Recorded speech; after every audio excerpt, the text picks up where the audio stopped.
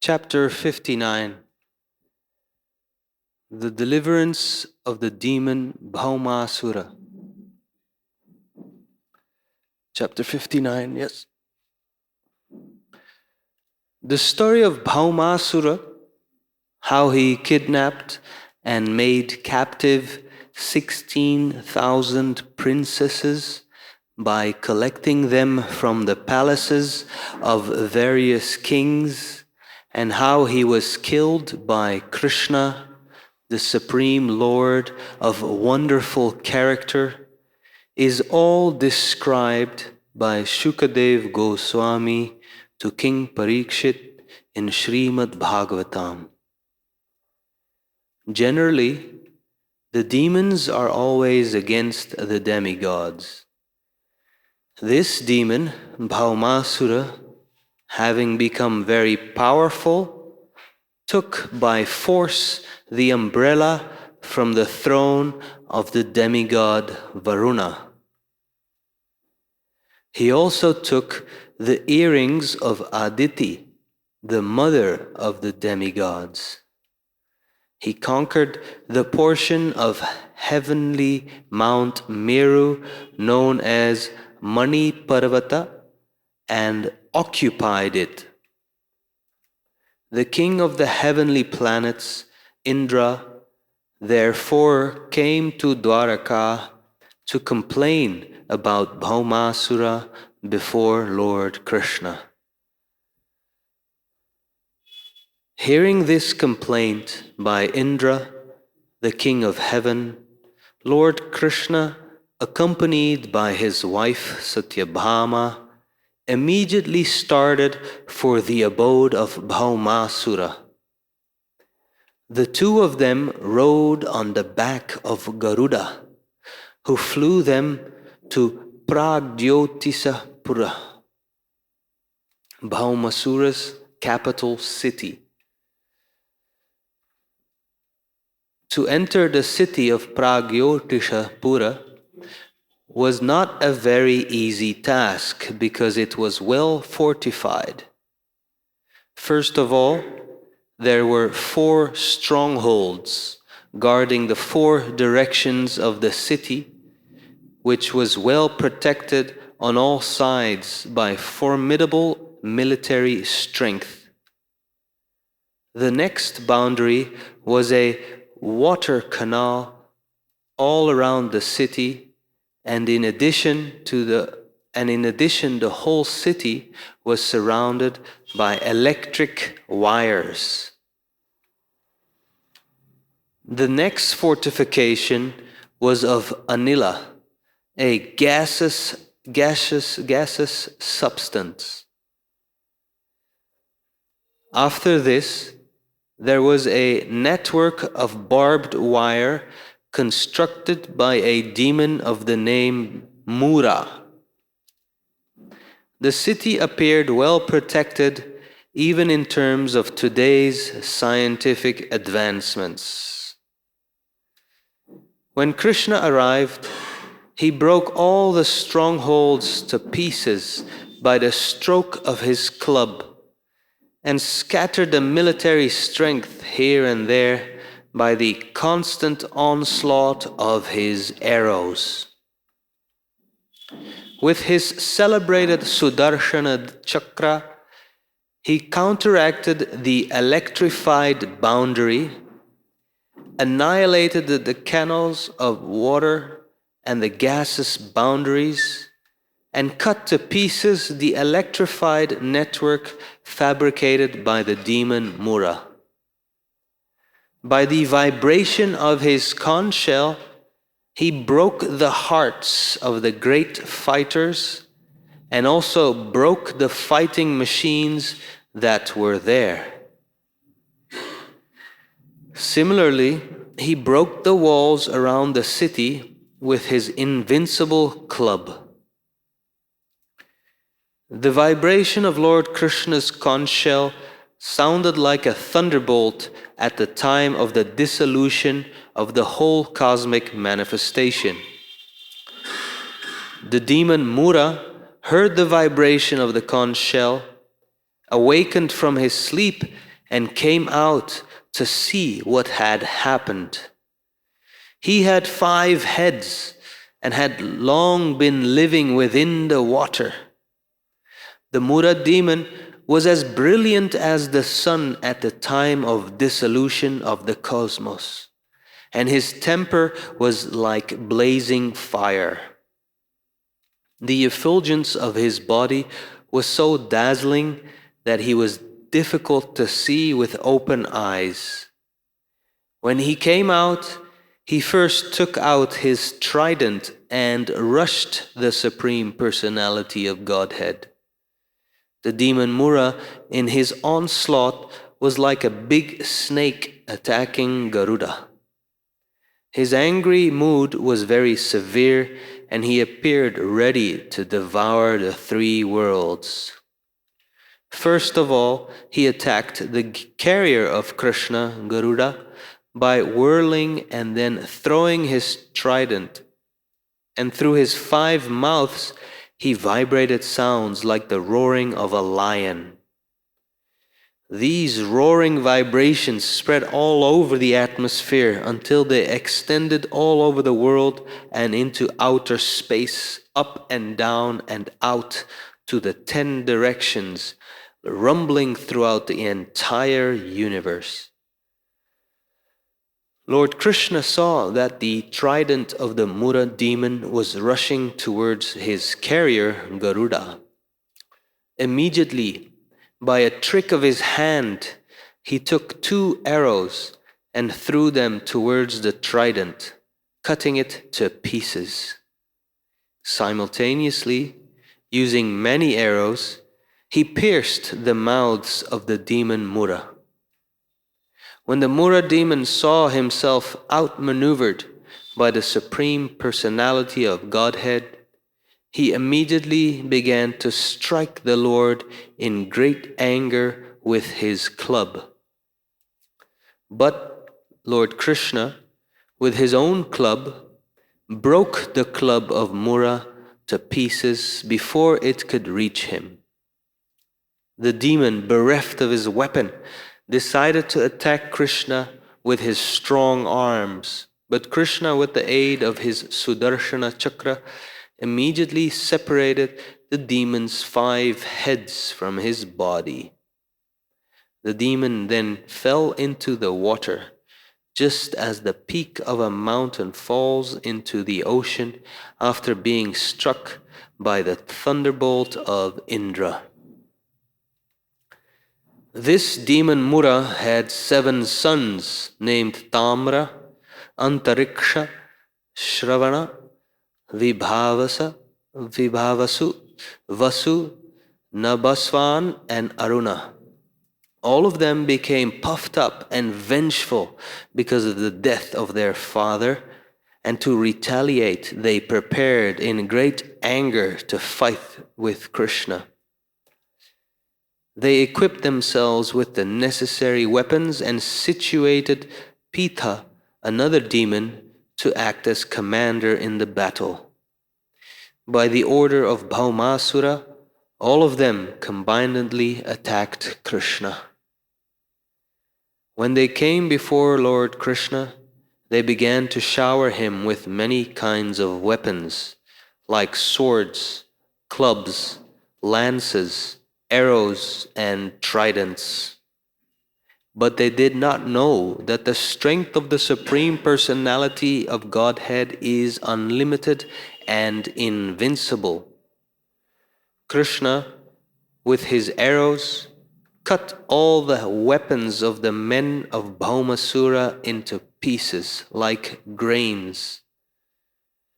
Krishna then threw his weapons, and Bhaumasura's commander-in-chief, Pitha, along with his assistants, fell down, their military dress cut off, and their heads, legs, arms, and thighs severed.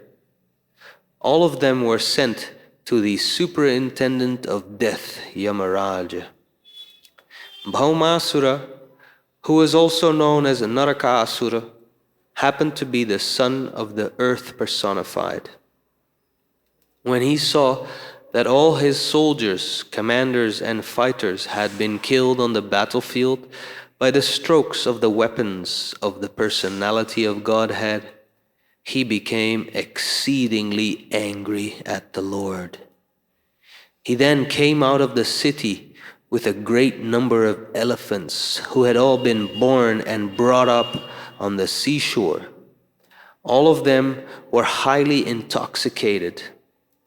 When they came out, they saw that Lord Krishna and his wife were beautifully situated, high in outer space, just like a blackish cloud about the sun, glittering with the light of electricity. The demon Bhaumasura immediately released a weapon called Shatagni, by which he could kill hundreds of warriors with one stroke.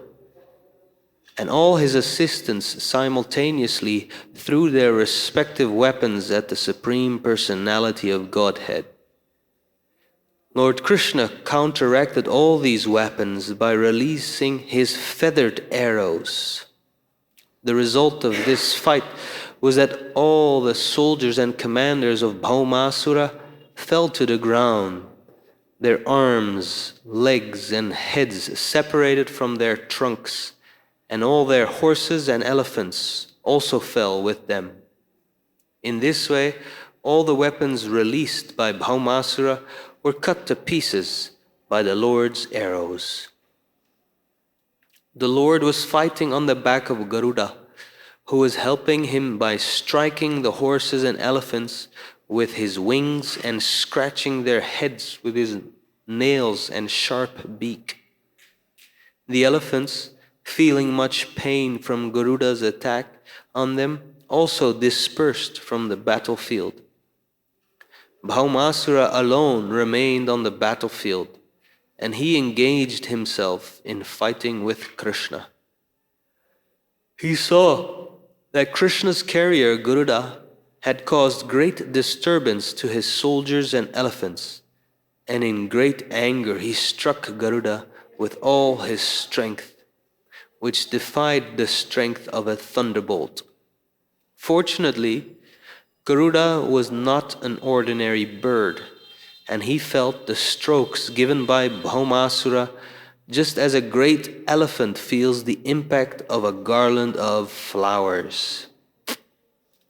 Bhaumasura thus came to see that none of his tricks would act upon Krishna, and he became aware that all his attempts to kill Krishna would be frustrated.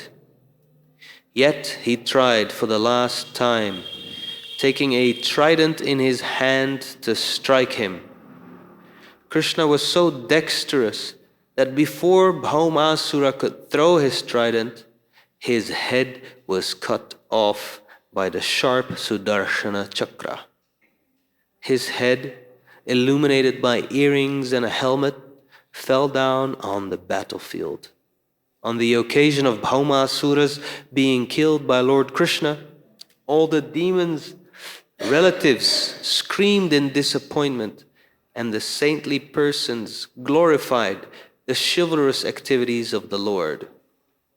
Taking this opportunity, the denizens of the heavenly planets showered flowers on the Lord. At this time, the earth personified appeared before Lord Krishna and greeted him with a Vaijayanti flower garland. She then returned the dazzling earrings of Aditi, bedecked with jewels and gold. She also returned the umbrella of Varuna, along with a valuable jewel, which she presented to Krishna. After this, the earth personified offered her prayers to Krishna, the Supreme Personality and Master of the world, who is always worshipped by exalted demigods. She fell down in obeisances and, in great devotional ecstasy, began to speak. Well, it looks like we have enough time that we can continue and finish the chapter, wouldn't you say? We're about halfway through. about halfway through and we didn't take so much time. So let's take a deep breath or two, because we've been reading for a while and we have more. Now the prayers come, which will have substantial philosophy as usual. So we'll just take a moment or so. Let our reader catch his breath.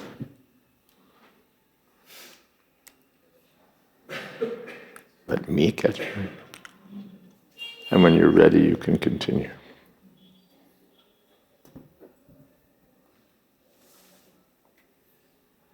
Let me offer my respectful obeisances unto the Lord, who is always present with 4 symbols, namely his conch shell, disc, lotus, and club, and who is the Lord of all demigods.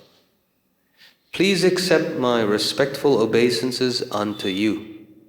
My dear Lord, you are the super soul, and in order to satisfy the aspirations of your devotees, you descend to the earth in your various transcendental incarnations, which are just appropriate to the devotee's worshipful desire. Kindly accept my respectful obeisances. My dear Lord, the lotus flower grows out of your navel, and you are always decorated with a garland of lotus flowers. Your eyes are always spread like the petals of the lotus flower, and therefore they are all pleasing to the eyes of others. Your soft and delicate lotus feet are always worshipped by your unalloyed devotees, and those lotus feet pacify their lotus-like hearts. I therefore repeatedly offer my respectful obeisances unto you. You possess all beauty, strength, fame, property, knowledge, and renunciation. You are the shelter of all 6 opulences. Although you are all-pervading, you have appeared as the son of Vasudeva. Please, therefore, accept my respectful obeisances. You are the original Supreme Personality of Godhead and the supreme cause of all causes.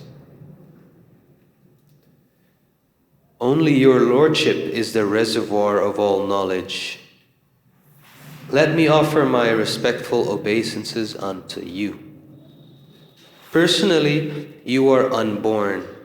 Still, you are the Father of the whole cosmic manifestation. You are the reservoir and shelter of all kinds of energies.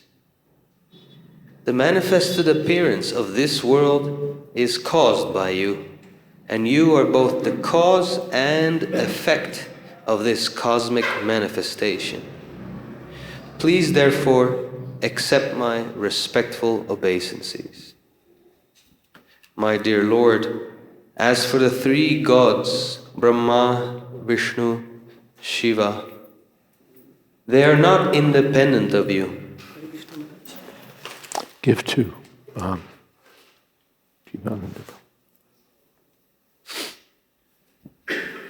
When there is a necessity of creating this cosmic manifestation, you create your passionate appearance of Brahma, and when you want to maintain this cosmic manifestation, you expand yourself as Lord Vishnu, the reservoir of all goodness. Similarly, you appear as Lord Shiva, master of the mode of ignorance, and thus dissolve the whole creation. You always maintain your transcendental position in spite of creating these 3 modes of material nature. You are never entangled in these modes of nature as the ordinary living entities are. Actually, my Lord, you are the material nature. You are the Father of the universe, and you are eternal time. which has caused the combination of the elements of nature and the manifestation of the material creation. Still, you are always transcendental to all these material activities. My dear Lord, O Supreme Personality of Godhead, I know that earth, water, fire, air, sky, the 5 sense objects, mind, the senses and their deities, egotism and the total material energy, all things animate and inanimate in this phenomenal world rests upon you. Since everything is produced of you, nothing can be separate from you. Yet, since you are transcendentally situated, nothing material can be identified with your personality. Everything is therefore simultaneously one with you and different from you. And the philosophers who try to separate everything from you are certainly mistaken in their viewpoint. My dear Lord, may I inform you that this boy, whose name is Bhagavad-Gita, is the son of my son Bhaumasura. He has been very much affected by the ghastly situation created by the death of his father, and has become very much confused and afraid. I have therefore brought him to surrender unto your lotus feet. I request your lordship to give shelter to this boy and bless him with your lotus feet. I bring him to you so that he may be relieved of the reactions of all the sinful activities of his father." Unquote. After Lord Krishna had heard the prayers of Mother Earth, he immediately assured her of immunity from all fearful situations. He said to Bhagavad-Gita, "Don't be afraid." Then he entered the palace of Bhaumasura, which was equipped with all kinds of opulences. In the palace of Bhaumasura, Lord Krishna saw 16,100 young princesses who had been kidnapped and held captive there. When the princesses saw the Supreme Personality of Godhead, Krishna, enter the palace, they immediately became captivated by the beauty of the Lord and prayed for his causeless mercy. Within their minds, they decided to accept Lord Krishna as their husband without hesitation. Each one of them prayed to Providence that Krishna might become her husband. Sincerely and seriously, they offered their hearts to the lotus feet of Krishna with an unalloyed devotional attitude. As the supersoul in everyone's heart, Krishna could understand their uncontaminated desire, and he agreed to accept them as his wives. Thus, he arranged for suitable garments and ornaments for them, and each of them, seated on a palanquin, was dispatched to Dwarka city. Krishna also collected unlimited wealth from the palace, a treasure of chariots, horses, jewels, and so on. He took from the palace 50 white elephants, each with 4 tusks, and all of them were dispatched to Dwarka.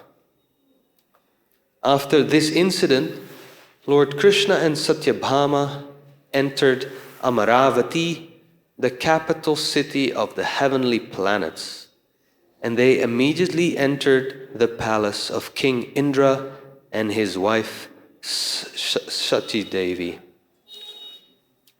who welcomed them. Krishna then presented Indra with the earrings of Aditi.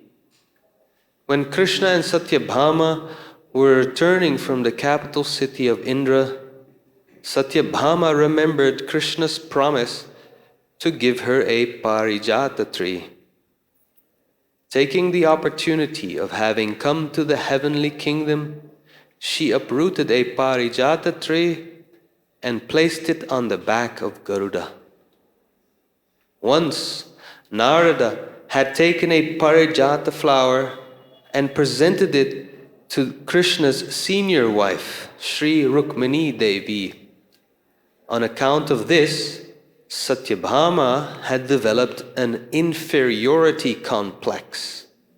She also wanted such a flower from Krishna.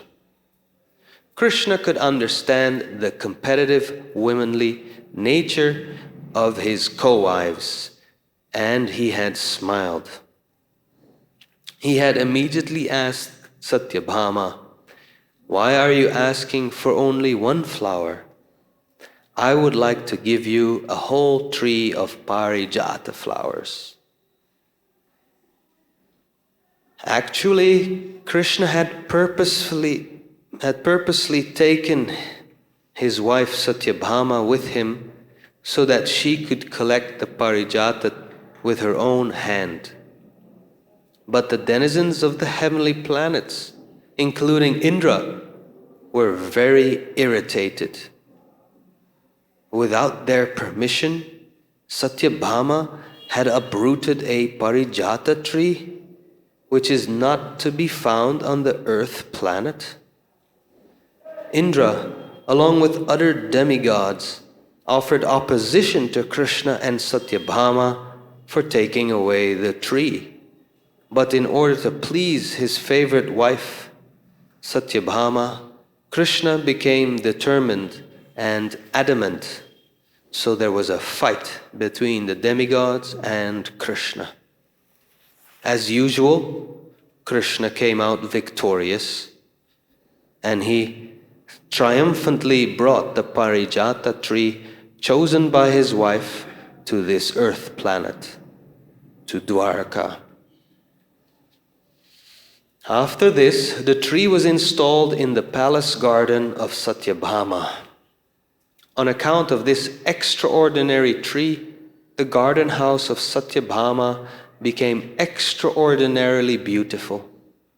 As the parijata tree came down to the earthly planet, the fragrance of its flowers also came down, and the celestial drones migrated to this earth in search of their fragrance and honey. King Indra's behavior towards Krishna was not very much appreciated by great sages like Shukadev Goswami. Out of his causeless mercy, Krishna had gone to the heavenly kingdom, Amaravati, to present King Indra with his mother's earrings, which had been lost to Bhaumasura, and Indra had been very glad to receive them. But when a parijata tree from the heavenly kingdom was taken by Krishna, Indra had fought with him. This was self-interest on the part of Indra. He had offered his prayer, tipping down his head to the lotus feet of Krishna, but as soon as his purpose had been served, he became a different creature. That is the way of the dealings of materialistic men. Materialistic men are always interested in their own profit. For this purpose, they can offer any kind of respect to anyone, but when their personal interest is over, they are no longer friends. This selfish nature is found not only among the richer class of men on this planet, but even in personalities like Indra and other demigods. Too much wealth makes a man selfish.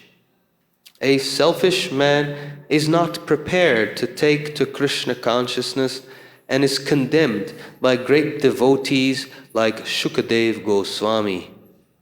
In other words, possession of too many worldly riches is a disqualification for advancement in Krishna consciousness. After defeating Indra, Krishna arranged to marry the 16,100 girls brought from the custody of Bhaumasura. By expanding himself into 16,100 forms, he simultaneously married them all in different palaces at the same auspicious moment. He thus established the truth that Krishna and no one else is the Supreme Personality of Godhead. There is nothing impossible for Krishna, the Supreme Personality of Godhead. He is all-powerful, omnipresent, and imperishable, and so there is nothing wonderful in this pastime. All the palaces of the more than 16,000 queens of Krishna were filled with suitable gardens, furniture, and other paraphernalia, to which there is no parallel in this world. There is no exaggeration in this story from Srimad Bhagavatam. The queens of Krishna were all expansions of the goddess of fortune, Lakshmiji. Krishna lived with them in different palaces, and he treated them exactly the same way an ordinary man treats his wife.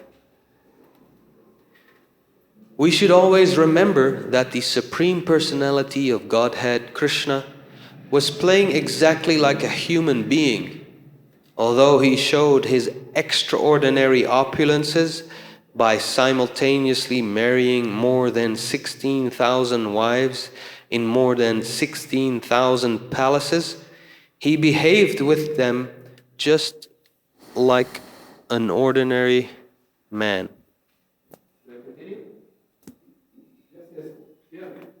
Okay. And he strictly followed the relationship between husband and wife required in ordinary homes. Therefore, it is very difficult to understand the characteristics of the Supreme Brahman, the personality of Godhead. Even demigods like Brahma are unable to probe into the transcendental pastimes of the Lord. The wives of Krishna were so fortunate that they got the Supreme Personality of Godhead as their husband, although their husband's personality was unknown even to Brahma and the other demigods. In their dealings as husband and wife, Krishna and his queens would smile, talk, joke, embrace, and so on, and their conjugal relationship ever increasingly developed. In this way, Krishna and the queens enjoyed transcendental happiness in their household life.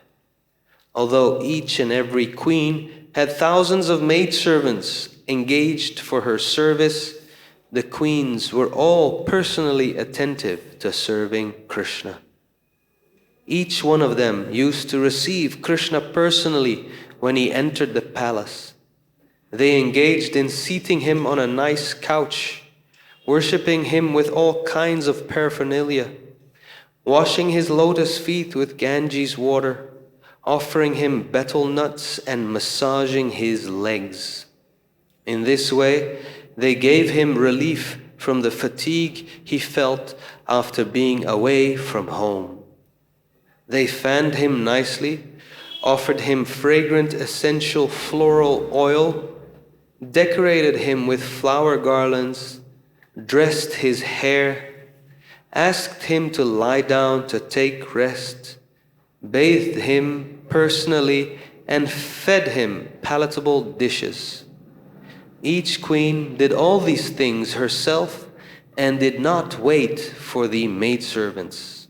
In other words, Krishna and his different queens displayed on this earth an ideal household life.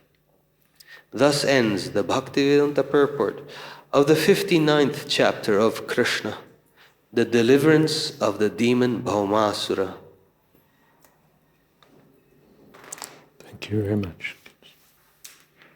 Om Jnanatimirandhasya Gyananjana Shalakaya Chakshurmilitam Jena Tasmai Shri Gurave Namah Shri Chaitanya Manobhistam Sthapitam Jena Bhutale Swayam Rupakada Mahyam Tadhati Shapadantika Vandehang Shri Guru Shri Jatapadakamalang Shri Gurun Vaishnavanscha Shri Rupam Shagrajatam Sahagana Raghunathan Vitam Stam Sajivam Sadvaitam Savatutam Parijana Sahitam Krishna Chaitanya Devam Shri Radha Krishna Padan Sahagana Lolita Shri Vishakhan Vitamscha He Krishna Karuna Sindho Dina Bandho Jagatpate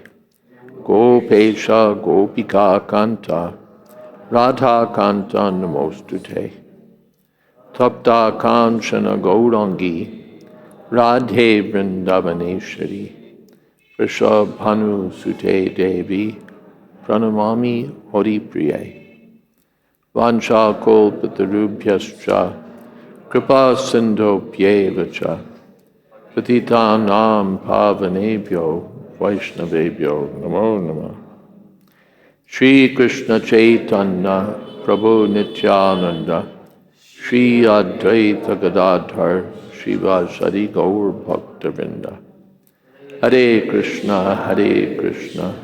Krishna Krishna Hare Hare Hare Rama Rama Rama Hare Hare.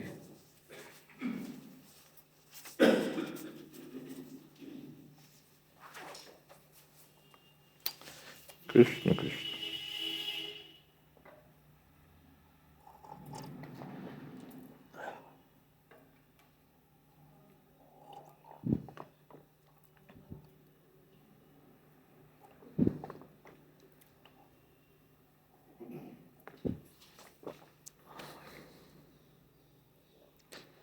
So this Bhaumasura had kidnapped 16,000 princesses. He'd taken the umbrella of Varuna by force. He'd stolen the earrings of Aditi.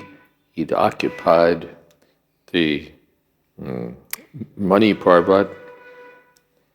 And Indra therefore came to complain to Krishna, to ask for help. And Krishna set out for Pragjotishpur, Bhaumasura's capital, along with Satyabhama. This Pragjotishpur, if I remember, is Guwahati. Yes? Okay. Guwahati in Assam, in far northeastern India. So the Lord set out there, and he found the city surrounded by these various fortifications fabricated by the demon Mura. So Krishna smashed all the fortifications and killed the five-headed demon, and then killed his sons, and annihilated, of course, the opposing army.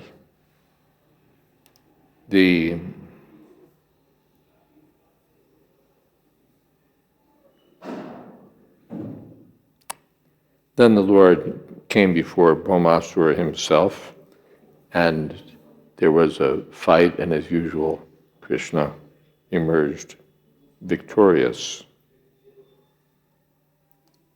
This Bhaumasura was the son of the earth personified. He was also sometimes called Narakasura, And it's said in some of the Puranas, I believe, that he was the son of the earth by the Lord himself.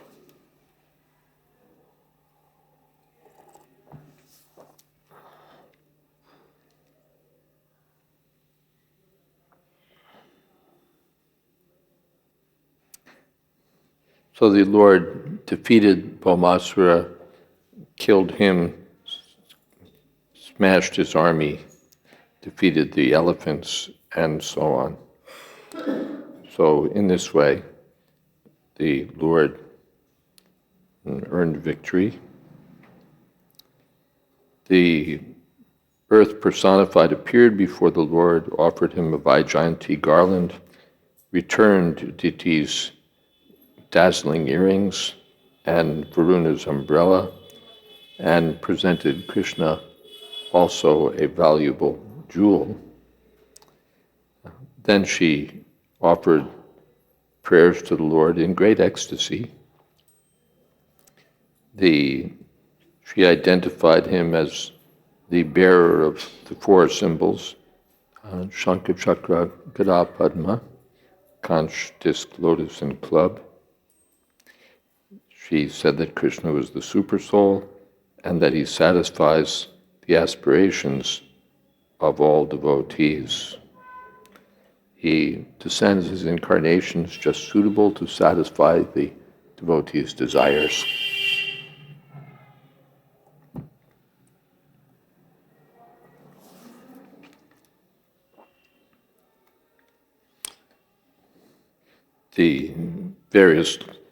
The Lord, a lotus flower grows from his navel. He's garlanded by lotus flowers. His eyes are like lotuses, and therefore pleasing to the eyes of others. He has lotus feet that pacify the lotus hearts of the devotees. He has all six opulences. He's the reservoir of knowledge. He's unborn, but still he's the father of the whole cosmos, the reservoir of all energies. The whole world is caused by the Lord, who's both the cause and effect of the cosmic manifestation. The three gods, Brahma, Vishnu, and Shiva, are not independent of the Lord. The Lord creates, maintains, and destroys through these three, but the Lord is never entangled in the modes of nature like ordinary living entities. Then the earth said that you are the material nature, and you are the father of the universe. Your time, which causes the combinations of the elements of nature and causes the manifestation of the material creation. But you're always transcendental. Everything in the phenomenal world rests upon the Lord. So everything is produced of him, nothing is separate from him, and yet the Lord is transcendentally situated, and nothing material can be identified with him. So everything's simultaneously one with him and different from him. So in this way, the earth personified offered prayers, and she presented her grandson, Bhagavad-Gita. Said he's been very much affected by this ghastly death of his father, so he's confused, he's afraid. Please offer him shelter and bless him. I've brought him to surrender to you. And Krishna, after hearing the prayers, assured her of freedom from all fear, told Bhagavad-Gita, don't be afraid. And then he entered Bhaumasura's palace. Would you like a chair? No? Okay. There were 16,100 princesses, and they all became captivated by the Lord's beauty and decided within their minds that they wanted Krishna as their husband. They all prayed to Providence for this and offered their hearts at Krishna's lotus feet. The Srila Prabhupada has commented elsewhere that the girls were in a difficult situation because they'd been kidnapped and kept at Bhaumasura's palace. According to Vedic culture, a girl who's been out of home even for a night is now a girl whose character can be, whose character is in question. She stayed in some other man's house. So what can we say about her purity? So then no one will marry such a girl. There was an incident in Srila Prabhupada's career. There were two Indian girls who joined the temple in Nairobi, I believe. And they were unmarried girls, and they joined, and the parents pleaded that, no, please let our daughter stay at home. And Srila Prabhupada, understanding the situation, agreed that yes, they can stay at home.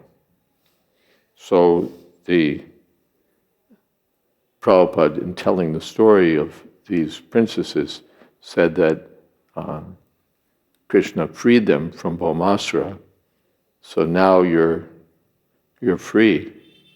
But they were all hesitating that, well, now what? Who will accept us as wives? So Krishna said, all right, then what do you want? We want you as your husband, as our husband. And Krishna said, all right, come on.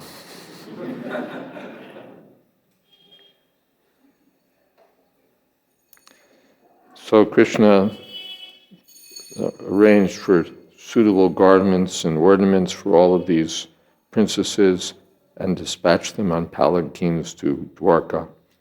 He collected unlimited wealth and sent that from Pragjotishpur.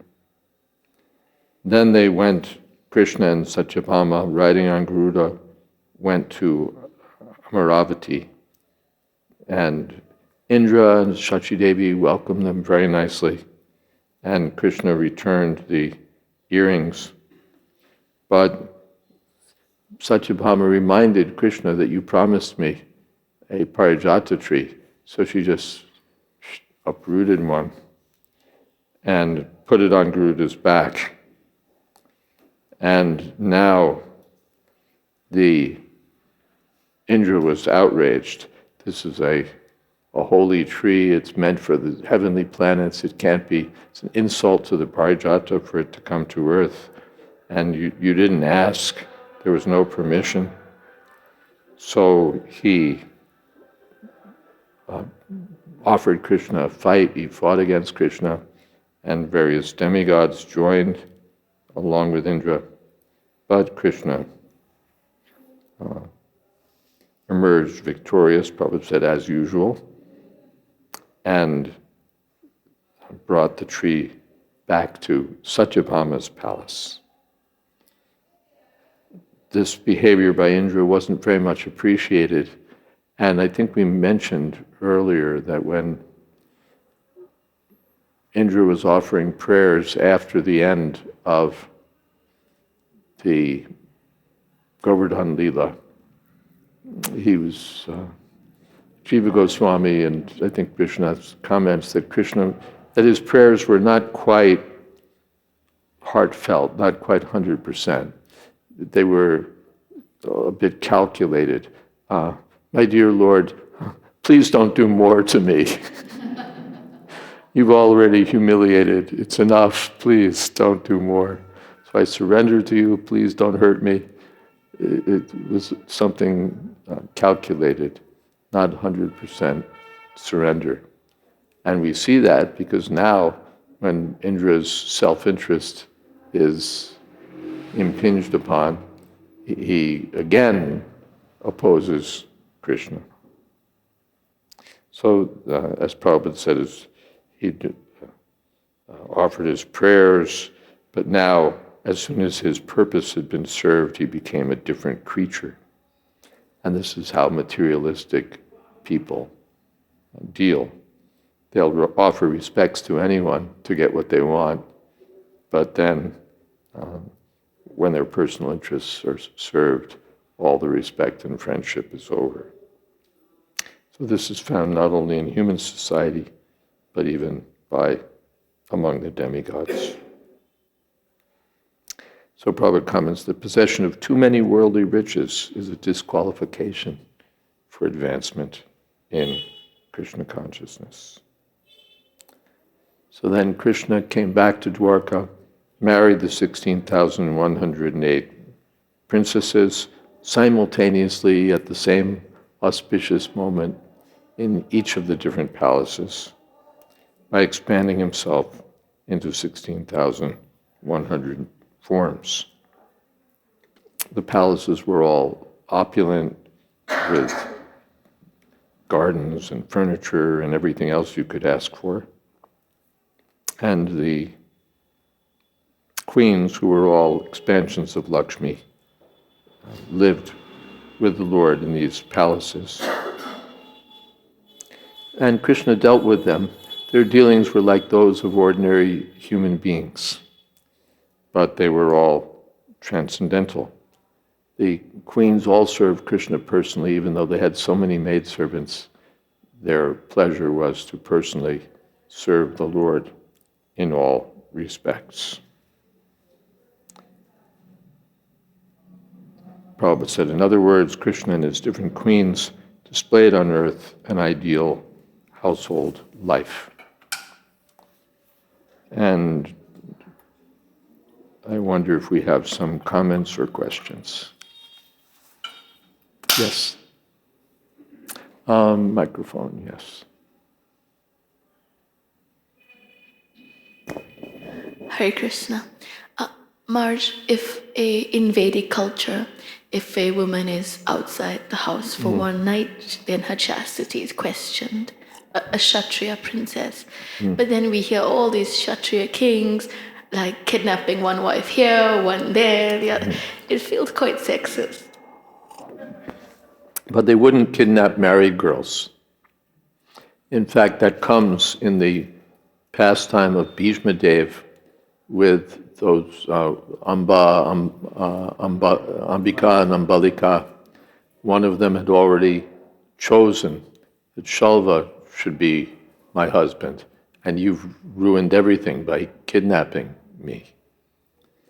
And so in that way it was problematic. And all right, he didn't become my husband, so then she went to Bhishma. Now you have to become my husband. You kidnapped me. But he refused. He had his own vow and sent her back. Shalva will certainly receive you. But Shalva refused. That now you're, what should we say? Like damaged goods or rejected, you're rejected. So then, again, he came back to the court, but then there was no relief from her. Shalva wouldn't take her, Bhishma couldn't marry her. So then we know the history that she cursed. She became the multiple lifetime enemy of Bhishma Dev. And yeah. Is that all right?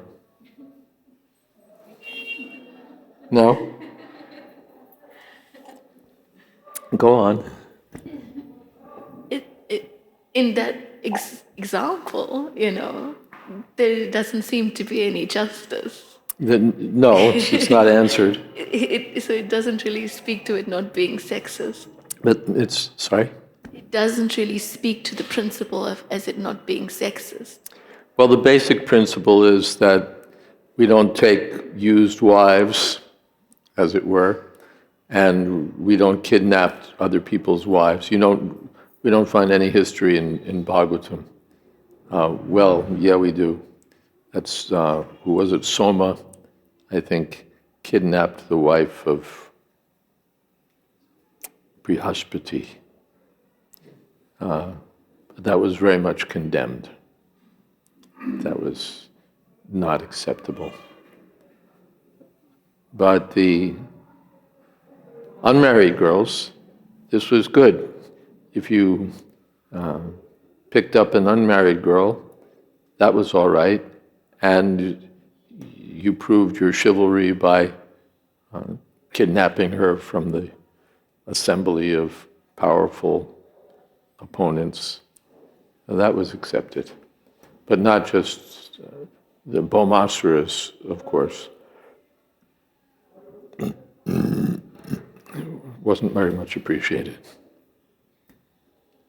Marge, I guess what I'm trying to ask is that there is a different level of chastity expected from women as there is from men, and that feels unfair. I see, that's the question. Yeah, it seems that chastity is the ornament of the woman, and valor and so on is what's looked for in the man. Chastity is not so much the criterion for the man, but valor and heroism and so on. The woman isn't supposed to be a great fighter, a valorous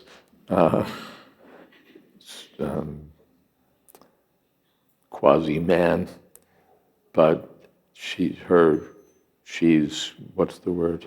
Honored for her chastity.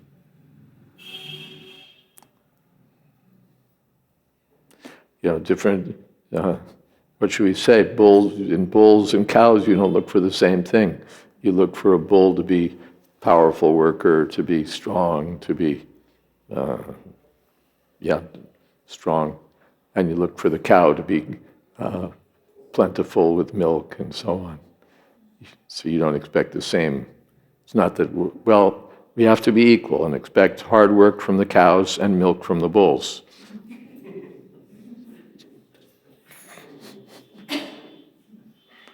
There are different qualifications.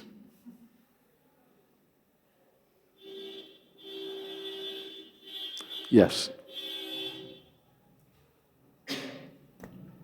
I was thinking in connection to the question and this story, how this story could be told in favor of, the point that Krishna does accept them, possibly stained character. Yeah, that Krishna didn't care.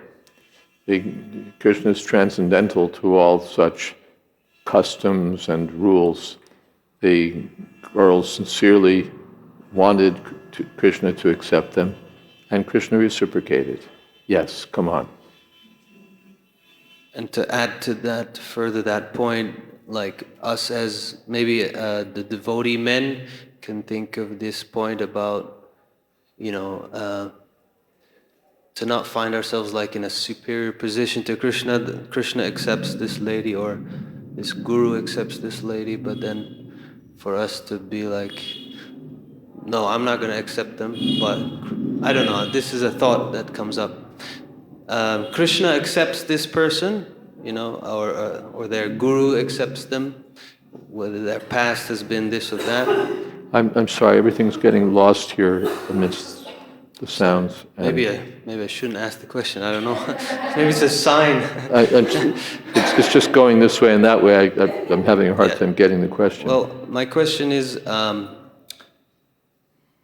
do devotee men, should they consider this point a little bit, that Krishna accepts this or this lady? So should the men do what? I don't understand. You're going to tell me the whole story again. Should they? Yes. What is it that the men should or shouldn't do? Should they consider the fact that Krishna? You're saying the past, right? Yes. They should consider what Krishna did, but how does that apply to them? Is that you're coming to some point of their own behavior, right? Should they overlook their past shortcomings or past dealings? Should they be stringent according to Vedic culture in their criteria for accepting wives? Is that the question? Yeah.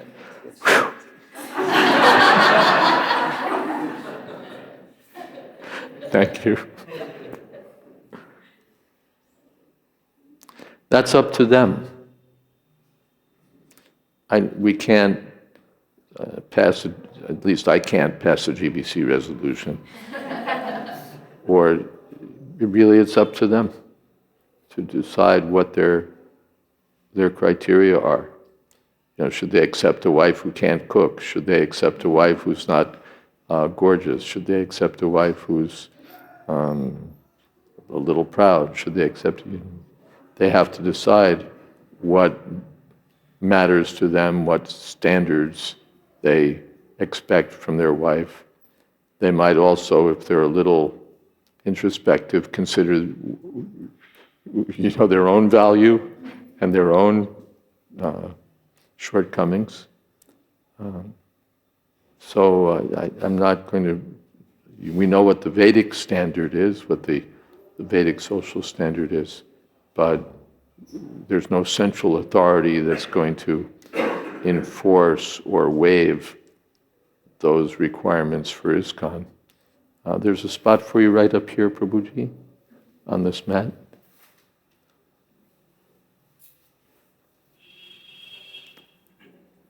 Hare Krishna. And there's a spot for you, Mataji, over here, if you'd like.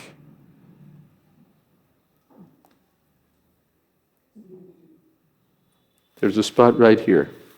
It's now being occupied by a notebook, but I'm sure the notebook would make space for you. Or there's a chair vacant there too, so take your pick. Okay, good.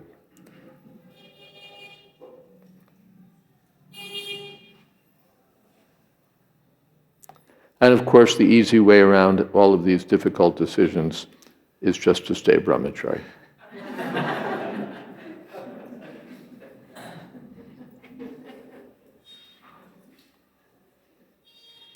Yes. So usually all this.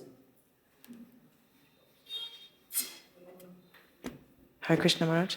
So all the stories in Krishna book, all the demons are teaching about different aspects of ourselves which we should work with, like pride and these lesser good qualities. So in this story, what are the qualities, by reading this, that we will work on? I don't have an extracted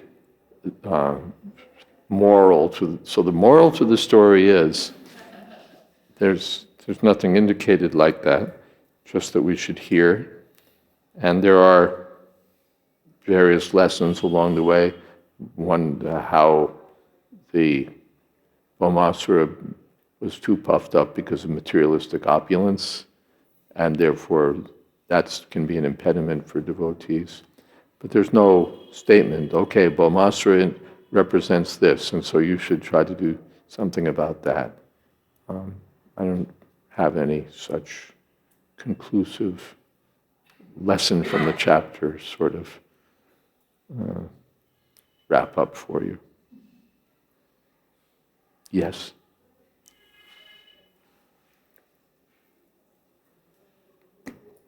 My question is a little related to Rukmini's.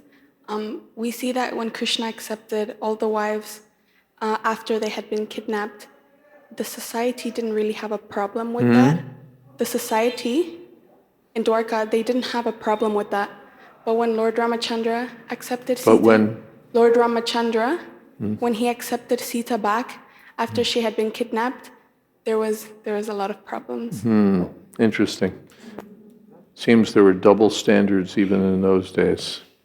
I think it was just one dhobi who complained. Yeah, that's one thing. It was just one dhobi who was complaining about Sita Devi. The general people were satisfied. But Lord Ramchandra's standard was so strict, as Prabhupada said, Caesar's wife must be above suspicion.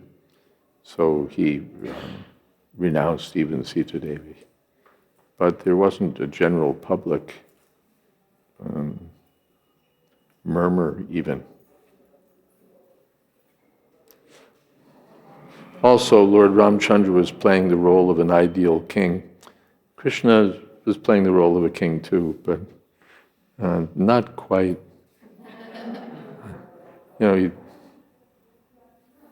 Krishna goes a little this way, that way.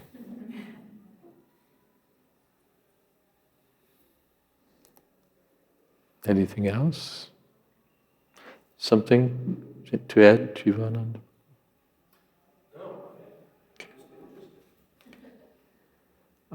All right.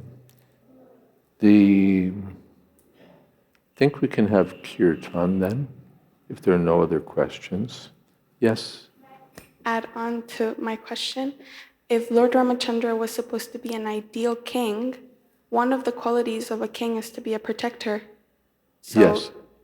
I still don't really understand how he couldn't protect his wife. She was protected. She was under the care of, who was that? Muni? Valmiki Muni.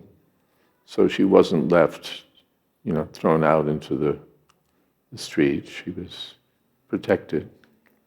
But Lord Ramchandra said, no, I can no longer accept you.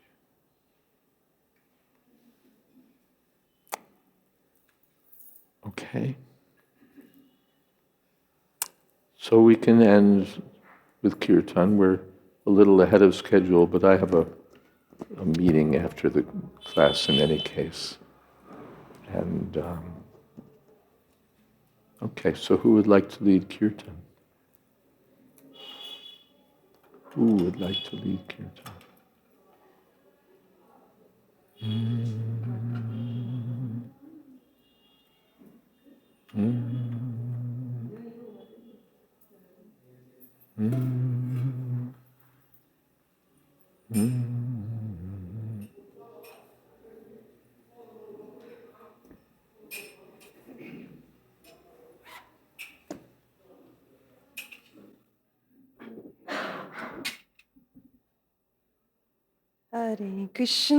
Hare Krishna, Krishna Krishna, Hare Hare, Hare Rama, Hare Rama, Rama Rama, Hare Hare.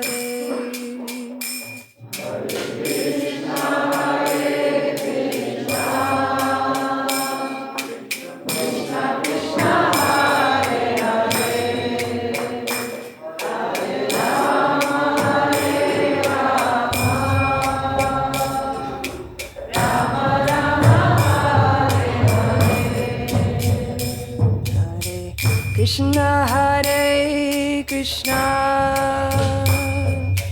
Krishna Krishna, Hare Hare, Hare Rama, Hare Rama, Rama Rama, Hare Hare.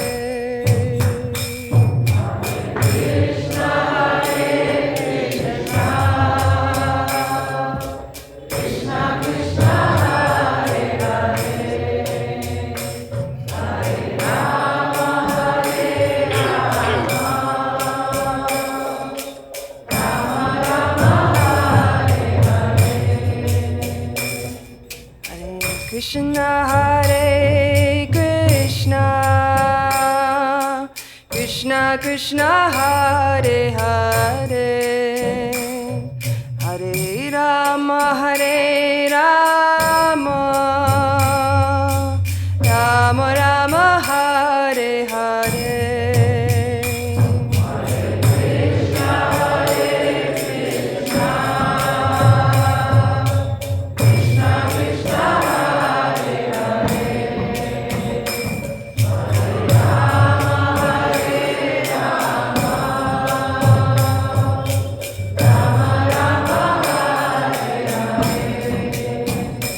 Hare Krishna, Hare Krishna Hare Hare Hare Rama Rama Rama Hare Hare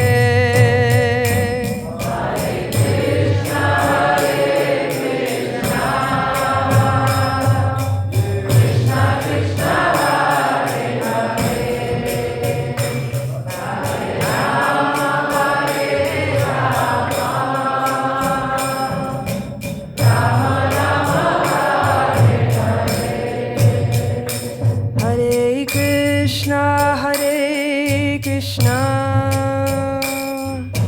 Krishna Krishna, Hare Hare, Hare Rama, Rama Rama, Hare Hare.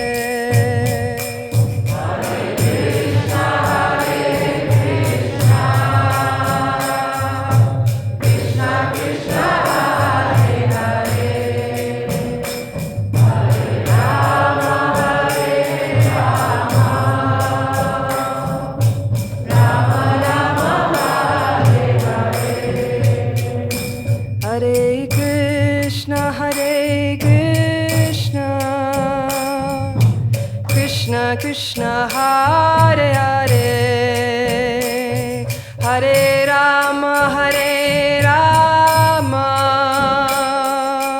Rama Rama, Hare Hare.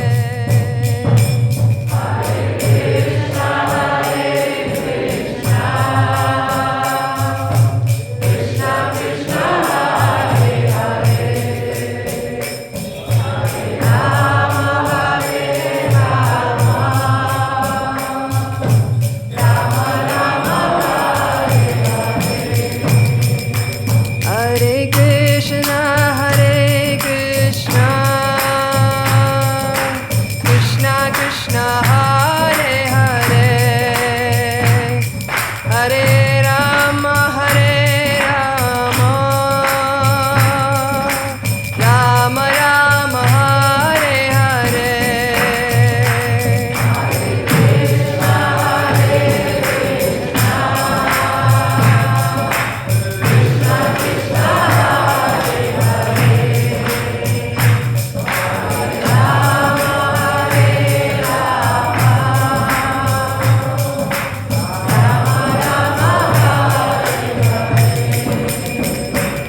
Hare Krishna, Krishna Krishna, Hare Hare, Hare Rama,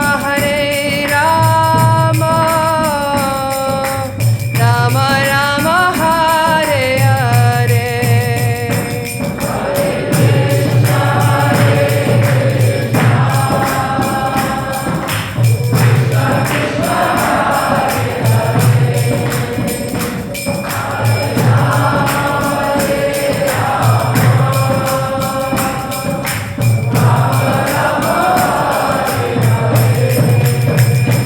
Hare Krishna, Krishna Krishna, Hare Hare, Hare Rama, Rama Rama, Hare Hare.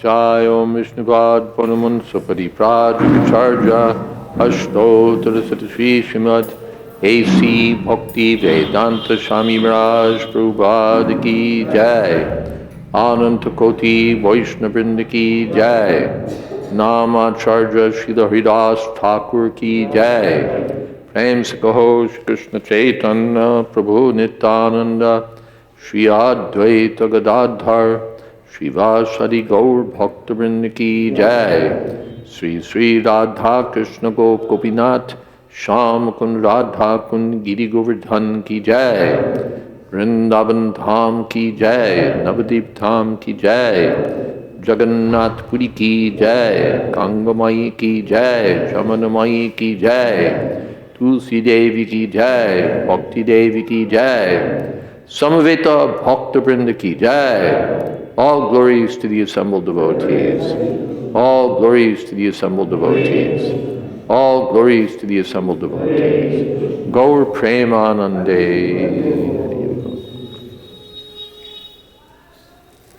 Yes, we have books available. Anyone who would like a book, they're $15.95 if you're an American, and if you're here in India, whatever you want.